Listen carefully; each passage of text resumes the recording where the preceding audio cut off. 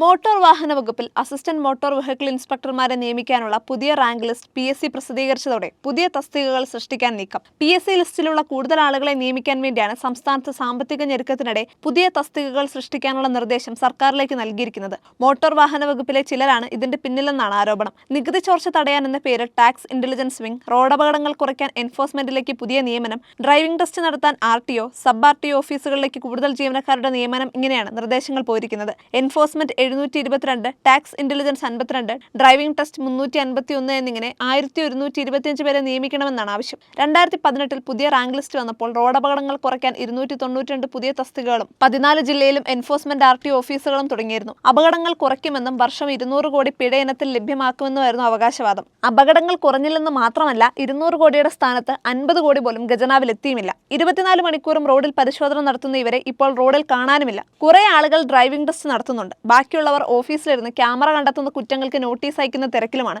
2019 motor വാഹന ഭേദഗതി നിയമം പ്രാബല്യത്തിൽ വന്നതോടെ സാങ്കേതിക ജോലികൾ മോട്ടോർ വാഹന വകുപ്പിൽ ഇല്ലാതായി. 2025 ഏപ്രിൽ 1 മുതൽ വാഹനങ്ങളുടെ ഫിറ്റ്നസ് ടെസ്റ്റിംഗ് സ്റ്റേഷനുകളിലേക്ക് മാറ്റണമെന്ന് കേന്ദ്ര സർക്കാരിന്റെ നിർദ്ദേശം സംസ്ഥാനം നടപ്പിലാക്കാനുള്ള അവസാന ഘട്ടത്തിലാണ്. സംസ്ഥാനത്ത് 22 സ്വകാര്യ ഓട്ടോമേറ്റഡ് ടെസ്റ്റിംഗ് സ്റ്റേഷൻ തുടങ്ങാൻ ടെൻഡർ നടപടികൾ പൂർത്തിയായി കഴിഞ്ഞു. ഇത് നടപ്പിലാക്കുന്നതോടെ RTO ഓഫീസുകളിൽ പകുതി ഇൻസ്പെക്ടർമാരുടെ ജോലി ഇല്ലാതാകും. കേന്ദ്ര സർക്കാർ നിർദ്ദേശപ്രകാരമുള്ള അക്രഡിറ്റഡ് ഡ്രൈവിംഗ് ടെസ്റ്റിംഗ് സെന്റർ തുടങ്ങുന്നതോടെ വെഹിക്കിൾ ഇൻസ്പെക്ടർമാരുടെയും ജോലി ഇല്ലാതാകും. വെഹിക്കിൾ ഇൻസ്പെക്ടർമാരുടെ ഇപ്പോഴത്തെ പ്രധാന ജോലി ഡ്രൈവിംഗ് ടെസ്റ്റാണ്.